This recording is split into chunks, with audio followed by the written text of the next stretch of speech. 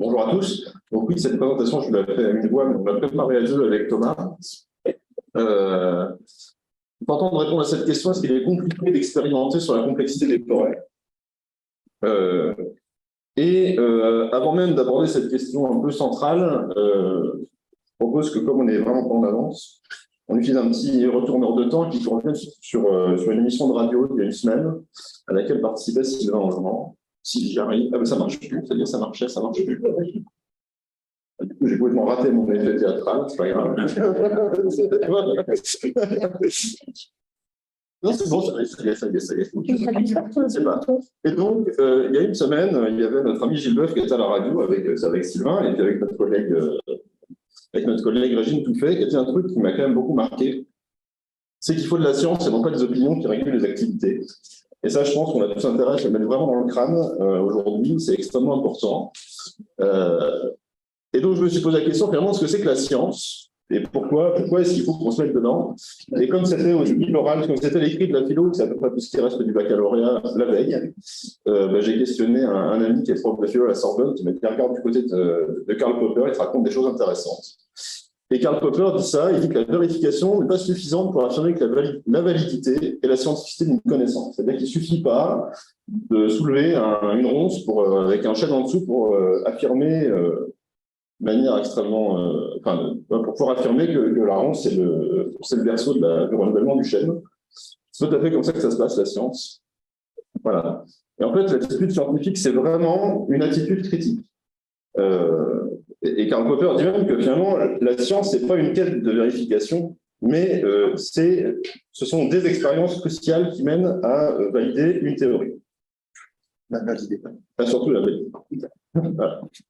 Et finalement, donc il insiste beaucoup sur cette différence entre validation et vérification, parce que pour lui, l'important dans la science, c'est d'être en capacité de réfuter des théories par l'expérience. Donc, finalement, l'expérimentation, ça va nous servir aussi éventuellement à tester la réfutabilité des théories. Et puis finalement, Popper, il nous affirme aussi un truc très important, c'est que la scientificité, c'est pas le résultat, c'est la méthode qui a conduit à l'acquisition de la connaissance. Et ça, c'est extrêmement important aussi. Et donc, il y a un rôle central du test, et donc quelque part de l'expérimentation, dans la contribution à la connaissance, dans l'acquisition des connaissances.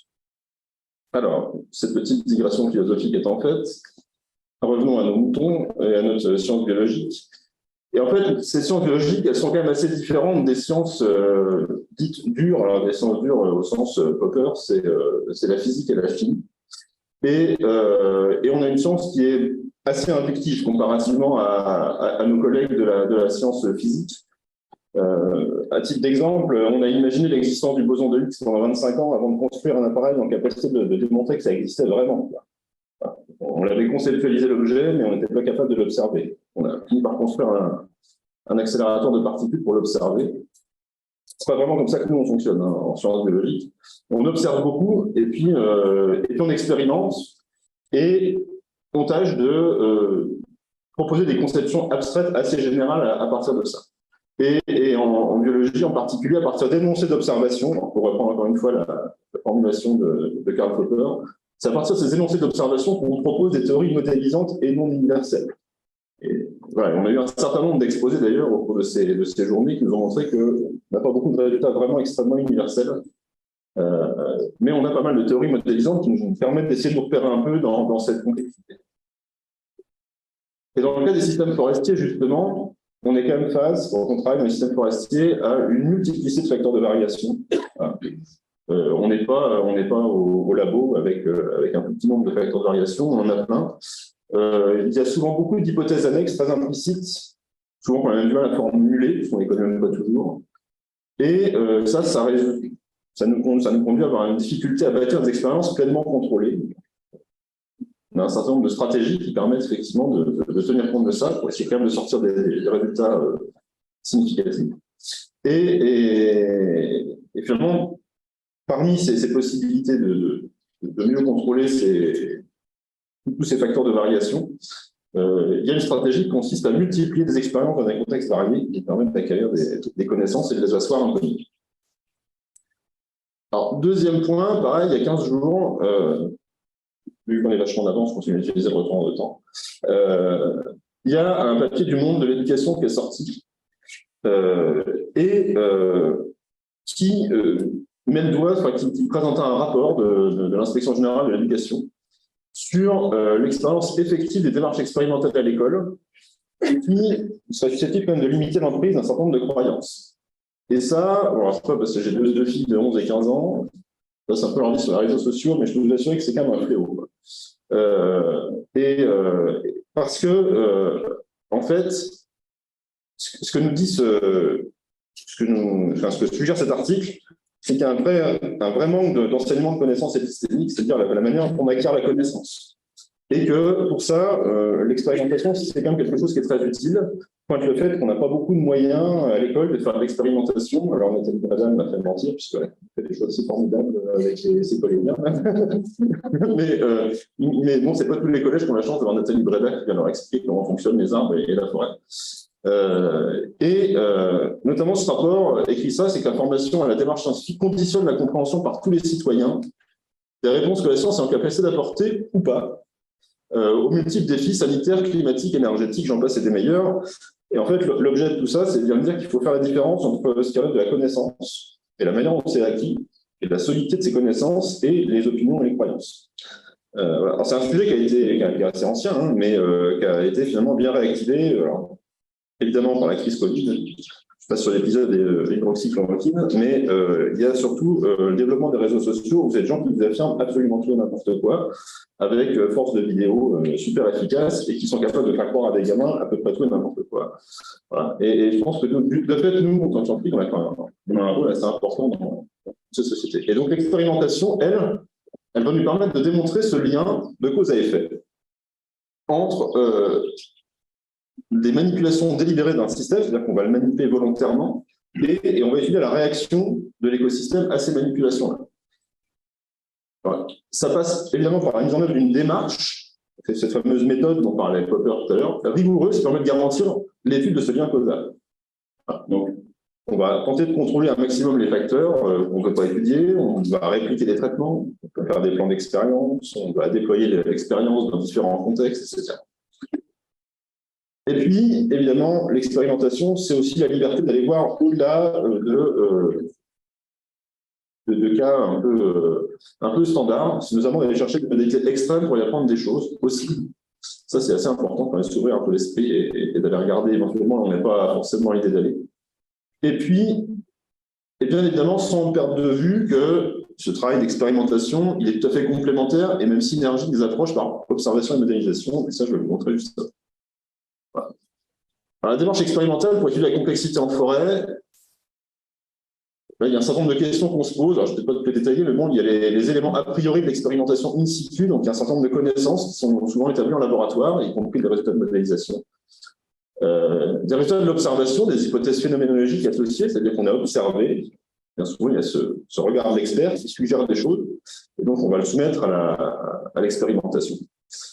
Et donc, on va finalement poser des hypothèses qu'on va soumettre à l'épreuve des faits, avec une méthodologie rigoureuse.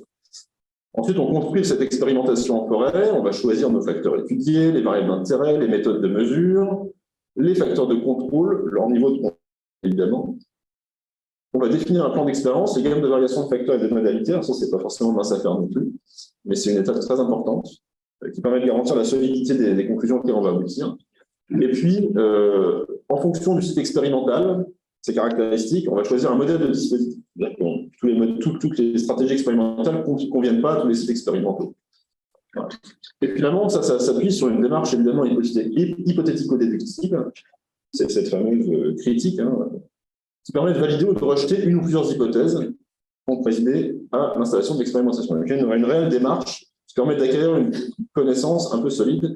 Et bien évidemment, ça permet aussi et surtout d'éliminer des théories qui sont insuffisantes après répétition de ces fameuses réfutations. On fait l'expérience plein de fois qu'une théorie qu'on pensait vraie et finalement se révèle sans effet, on peut finir par conclure que ça fonctionne. Donc j'en arrive à du concret, à quelques cas illustratifs de la démarche qu'on va appliquer à des facteurs de complexité. Alors, je présente un projet déjà, certains dans la salle connaissent déjà, hein, c'est est-ce qu'on peut, la question B, est-ce qu'on peut planter du boulot pour protéger les glaces contre les dégâts d'immeubles? Voilà. Alors pourquoi est-ce qu'on fait ça? Alors la bilobe, c'est un insecte qui est connu depuis très très longtemps. C'est le premier ravageur des boisements résineux en Europe. Voilà. Et donc, jusqu'à un passé assez récent, on avait accès à des méthodes de contrôle de ce ravageur, qui étaient des méthodes chimiques. Et évidemment, là, maintenant, il en est tout à fait question en forêt. Voilà. Donc, je ne reviens pas sur le débat sur les pesticides, mais évidemment, en forêt, on a pris la décision, en tout cas en forêt publique, c'est sûr et certain, on n'utilise plus de produits phytosanitaires. Et de toute façon, c'est des molécules qui sont qui étaient autorisées jusqu'alors. Elles sont soit en sursis, soit pour certaines même carrément interdites d'utilisation. Il s'agit des néonicotinoïdes. Je ne fais pas de politique sur les stratégies actuelles sur les néonicotinoïdes. Et donc, il y avait un vrai enjeu à réussir à trouver une méthode alternative à ça pour quand même réussir nos boisements de résineux. Voilà. Et donc, pour ça, on s'est appuyé sur un certain nombre de connaissances sur la relation entre diversité de peuplement, résistance aux ravageurs. Donc, là, je vous renvoie au papier qu'Hervé a produit. Hervé fait partie du projet, c'est pour ça que je cite beaucoup. Il nous a beaucoup, c'est lui qui est à l'origine de beaucoup d'éléments. Il y a aussi le rôle répulsif du boulot qui a été établi sur la chimie processionnaire du pain, sur le scoïsténographe. Il y a même des pistes sur le chevreuil. Et l'écologie, enfin, les études de tous ces mécanismes nous ont montré comment le boulot pouvait prendre ce rôle répulsif. Alors, toutefois, par protection d'un voisin non nôtre, c'est-à-dire que vous le mettez à côté, il le protège parce qu'il émet une molécule qui s'appelle le méthylsalicylate. Ça active des mécanismes de défense chez son voisin, en l'occurrence la cible qui nous intéresse, le Douglas. Et puis, stimulerait même le contrôle biologique des ravageurs en étant une sorte d'attractif pour les ennemis naturels. Voilà. Donc, il y a tous ces mécanismes-là qui sont connus en écologie, ça a été étudié en laboratoire, en conditions très contrôlées.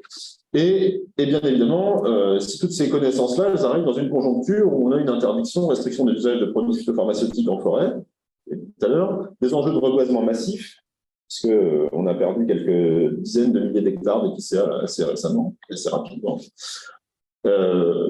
Sur ces peuplements de résineux qui viennent d'être exploités, le risque ilobe est extrêmement fort, parce qu'en fait, l'ilobe habite. Dans son habitat, ce sont les souches de ces résineux. Il y a une demande sociétale pour une diversification des plantations aussi. Quelque part, l'idée de se dire on va mixer du boulot du Douglas, on va rentrer un peu mieux dans cette demande de diversification, dans cette demande sociale. Et puis, bien évidemment, pourquoi on plante du résineux, c'est que ce sont quand même une ressource résineux qui est encore un peu en tension en France. Et notamment ces perspectives d'avenir qui sont quand même pas formidables. Voilà. Et donc, on est arrivé à l'objectif de ce projet, qui est de tester différentes stratégies préventives des dégâts du lobe basées sur les propriétés répulsives des bouleaux. Donc là, c'est rapidement, donc on a choisi notre modèle qui était le Douglas, parce qu'il n'était pas vraiment question de travailler sur les PCA, ça n'a pas trop le vent en couple. On a choisi des variables d'intérêt que sont les taux de dégâts aux jeunes plants, la survie et la croissance des plants, et ceci pendant les 2 saisons qui suivent la plantation. Donc on a aussi défini un peu l'échéance qui est liée à la biologie de l'insecte. Ensuite, on a choisi nos facteurs de contrôle, et finalement, les facteurs de contrôle, c'est les modalités de mise en contact avec la molécule active, ou les modalités de mise, il manque un petit bout, c'est aussi les modalités de mise en contact du plant avec le risque. Donc, on a 2 témoins, un témoin non traité, et puis un témoin qu'on a quand même gardé, c'est un traitement forestier, c'est la seule molécule qui est encore un peu autorisée pour l'instant, pour avoir un peu un élément de référence quant à la méthode historique de traitement de la question. On a différentes modalités de mélange, donc soit on les a mélangés pied à pied, soit en bande, soit on a utilisé aussi des bouleaux jaunes, ce sont des bouleaux américains, des super émetteurs de méthylsalicylate qu'on a testé. Et puis on a aussi utilisé le bouleau verruqueux avec un hypothèse, c'est-à-dire qu'on a mis la terre à nu autour des plants pour conjuguer à la fois l'effet protecteur du bouleau et le fait d'éloignement de l'ilobe du plant. Et puis on a testé aussi des modalités avec un paillage à base de broyat de bouleau, de diffuseur de méthylsalicylate, c'est-à-dire que la molécule que produit le bouleau, on sait la synthétiser en laboratoire et on l'a mise, on a mis voilà, une molécule de synthèse. Et puis on a aussi notre plantation en potet, c'est-à-dire on a simplement dégagé le pied pour voir s'il y avait un effet par rapport au bouleau qui était planté avec un potet. Voilà. Donc en théorie, ça donne ça. Le plan expérimental, hein, donc chaque modalité répétée 3 fois sur des unités expérimentales d'un quart d'hectare, donc c'est des dispositifs expérimentaux assez importants. En pratique, on a installé ça dans 6 sites différents, répartis en France, en Belgique. Alors, on a mis dans le Tarn, vous voyez, dans le Limousin, dans le Morvan, évidemment, dans l'Oise et dans la Meuse, et il y en a en Belgique également. On s'est évidemment adapté aux possibilités locales et aux surfaces disponibles et puis un peu aux usages locaux. Et dans la réalité, ça donne ça. C'est-à-dire que sur le site, en fait, on n'a jamais vraiment réussi à avoir les 3 blocs parfaitement installés, comme je vous l'ai montré juste avant. Là, typiquement, dans le site de l'Oise, on l'a mis sur 2, on a été obligé de le mettre sur 2 parcelles qui n'étaient pas très loin l'une de l'autre, parce qu'on n'arrivait pas à trouver la configuration qui permettait d'appliquer rigoureusement notre plan expérimental. Bon, et après 18 mois, on a quand même finalement un site qui a été totalement abandonné. C'est le site du Tarn, hein. Puisqu'en fait, on a découvert que les immeubles attaquaient plus tôt que ce qu'on avait prévu. Voilà. On avait à peine planté les plants, que les plants étaient déjà mangés par les immeubles. Voilà. Une attaque massive. On a aussi un chouïa souffert de l'année de sécheresse 2022. L'expérimentation sur une plantation 2022, c'est un peu culotté, quand même. Ça va être pas à l'avance. On a abandonné 2 blocs. On a abandonné 2 blocs. Et ici, là, en fait, ce site-là, il est inactif, puisque pareil, cette mortalité par sécheresse et puis par une mauvaise qualité de plantation. On a abandonné la modalité qui était à base de broyade boulot, puisque c'était épouvantable à mettre en œuvre, et puis en plus, il y avait plus de dégâts que dans le témoin. Donc, tant qu'à faire, on a arrêté. Voilà. Donc, on a révisé aussi notre échantillonnage, qui était un peu lourd et qui a beaucoup fatigué les jeux de nos opérateurs. On a quelques premiers résultats, mais pour des raisons déontologiques, je ne vous les dévoilerai pas. On va encore attendre les mesures de septembre avant de délivrer des résultats un peu consolidés, puisque en septembre, l'expérimentation sera terminée. Voilà, donc ça, c'est ce qui se passe sur une forme de complexité qu'on peut mettre en œuvre, finalement, avec une grosse manipulation. Et donc, j'embraye sur un petit panorama assez rapide sur la manière dont on peut faire varier l'hétérogénéité des peuplements en faisant un focus sur les mélanges in situ. Donc, il y a nos collègues d'INRAE de Nogent-sur-Verdisson qui ont mis en place le dispositif Optimix, où, à partir de situations différentes d'hétérogénéité, dans un mélange chêne-pin, ils ont installé des placettes en manipulant le mélange avec des placettes de chêne pur, de mélange et de pin pur, avec des hypothèses sous-jacentes sur le fonctionnement différent entre mélange et peuplement pur, et puis le fait que la différence peut dépendre de la densité des peuplements et de la pression d'herbivorie qu'ils subissent. Voilà. Donc, il y a un scénario sylvicole qui est appliqué à chacune des modalités de peuplement, et puis ensuite des comparaisons enclos-exclos pour voir l'effet des herbivores sur cette dynamique. Voilà. Et donc, le contexte là, de l'expérimentation, c'est un mélange chêne sessile, pin sylvestre, peuplement régulier. L'objectif étant d'acquérir des données pour la modélisation et effectivement de faire un suivi à long terme. Donc, c'est l'expérimentation dans un but de suivi à long terme. Installé en 2011-2012, donc on a un peu plus de 10 ans de recul. Bon, évidemment, c'est un dispositif qui est très ambitieux quand même, pour cela. Des unités expérimentales d'1 hectare, donc c'est grand. Une surface totale de 40 hectares expérimentale. Et on a déjà des résultats sur la production moyenne, la stabilité de la production, le carbone du sol, la mortalité, la biodiversité, j'en passe et des meilleurs. C'est quand même un dispositif qui est assez riche. Il y a une page dédiée, je vous laisserai aller regarder.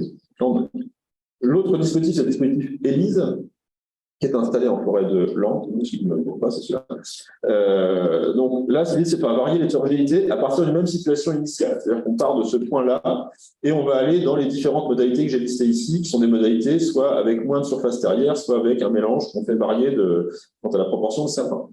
Voilà. Donc voilà, c'est un dispositif plus récent, c'était en 2020-2021. On a des unités expérimentales assez grandes, 80 mètres de côté. Une expérimentation en peuplement irrégulier croisant une densité mélange. On fait des trajectoires. Alors, évidemment, ça va être plus facile de partir de là pour aller jusque-là que de partir de là pour aller jusqu'ici ou jusque-là. C'est un peu plus long. Voilà. Il y a des hypothèses sous-jacentes. C'est pareil, c'est qu'on a un fonctionnement différent entre mélange peuplement dominé par une espèce. Cette différence, elle va dépendre de la densité, qu'il est possible également de contrôler sur le long terme le mélange, ce qui n'est pas complètement évident. Voilà. Donc, Vincent, il te reste 2 minutes. Ok, je vais aller assez vite sur la fin. Mélange sapin, voilà, donc on est dans un mélange être-sapin en peuplement irrégulier. Et pareil, l'objectif, c'est aussi de nourrir la modélisation et de faire des suivis sur le long terme. Autre mélange possible, Bénaz-Douglas. Donc là, pareil, on va créer de nouveaux peuplements hétérogènes. À l'instar de ce qu'on a fait dans le projet protéines, c'est un effet positif du mélange sur la croissance. Là, il y a un effet positif du mélange sur la croissance des espèces qui est attendu. Voilà, avec un effet mélange pareil, qui va dépendre de la densité. On espère qu'on a une meilleure coexistence des 2 espèces dans le cas de mélange en placeau. Voilà. Et une installation s'est étalée entre 2013 et 2019, voilà, avec des espèces à très forte croissance. Autre contexte, autre question. Donc en synthèse de tout ça, puisqu'il s'agit maintenant de faire la synthèse, on a différentes stratégies expérimentales qui nous permettent de manipuler un peu cette complexité. Alors, dans le cas de l'Optimix, on a fait de l'appariement avec une composition à T0. Enfin, on manipule la composition à T0, mais on ne maîtrise pas les arrière-effets sur la composition. On fait un peu un pari sur l'homogénéité stationnaire entre modalité pure et mélangée, qui n'est absolument pas garantie. Dans le cas du dispositif ELISE, il y a une stratégie en fait de suppression, c'est-à-dire qu'on va progressivement supprimer une espèce pour manipuler notre mélange. On a une difficulté à obtenir des modalités souhaitées en composition. Enfin, on ne sait pas exactement ce que l'on va y arriver, si on va y arriver à quelle échéance, on va faire le maximum. Et puis l'autre stratégie, finalement, c'est de partir de zéro et de planter des mélanges avec un certain nombre d'hypothèses associées. Donc là, on a pour le coup un contrôle très aisé sur la composition, puisque le contrôle de la composition, c'est limite la commande des plans initiale. On maîtrise aussi la densité, la structure spatiale à T0. L'inconvénient, c'est qu'on part forcément sur une structure extrêmement régulière et que quand on attend des résultats sur les stades adultes, forcément, ça va être un peu long. Voilà. Donc, vous voyez bien qu'il y a une forme de difficulté à croiser plusieurs axes d'hétérogénéité. On a peu d'expérimentations en futaille irrégulière. Et puis, évidemment, il y a le négatif de cette présentation, c'est qu'en fait, des expérimentations à large échelle, à l'échelle paysagère, etc., on ne les a pas. Voilà. Alors, finalement, je vais quand même vouloir un peu répondre à cette question de ce qu'il est compliqué d'expérimenter sur la complexité. Alors, on a des méthodes, notamment quand on travaille à l'échelle parcelle. On voit à peu près comment s'en sortir. Si on veut transcender l'échelle parcelle, c'est tout de suite plus difficile. Quoi qu'il en soit, il y a quand même un certain nombre d'invariances et qu'il y a un enjeu fort à contextualiser nos expérimentations. Son origine, ces facteurs externes qu'on connaît ou qu'on ne connaît pas trop, mais si on les connaît trop mieux. Et puis sur le choix des modalités, il faut être assez clair sur les raisons de ces choix. Il y a un enjeu à quantifier. Donc, on a une capacité qui est assez limitée à faire des réplicas, que ce soit locaux territoriaux, parce que c'est à chaque fois des dispositifs lourds. Et donc, il faut être assez vigilant sur les critères statistiques, sur l'appréciation qu'on a. Je ne le redirai jamais assez, mais il faut aller au-delà de est-ce que c'est significatif statistiquement, mais c'est est-ce que la magnitude de l'effet est suffisante et importante pour que ça engendre, ça incite les gestionnaires il faut également organiser cette diversification, poser un certain nombre d'hypothèses et bien évidemment avoir des variables de jugement et surtout des échéances auxquelles on positionne nos expérimentations. Et puis, évidemment, transmettre, ça fait écho à ce que je disais au début, c'est qu'il faut faire savoir les connaissances acquises et les méthodes d'acquisition pour faire la différence entre l'observation d'experts et puis la connaissance qu'on est capable de produire à base d'expérimentation. Et puis, élaborer des stratégies, des conseils et des recommandations sur la base de nos expérimentations. Les expérimentations, ce n'est pas elles qui vont nous dire quels itinéraires de gestion il faut qu'on prenne, mais par contre, elles vont pouvoir nourrir nos réflexions sur ces questions-là. Et j'en terminerai en disant finalement une expérience qui n'est pas concluante, ce n'est pas forcément une réfutation générale d'une hypothèse, ou une invalidation d'une théorie même, mais c'est plutôt un motif d'alerte sur la fragilité du phénomène qu'on présupposé. J'en ai fini, merci.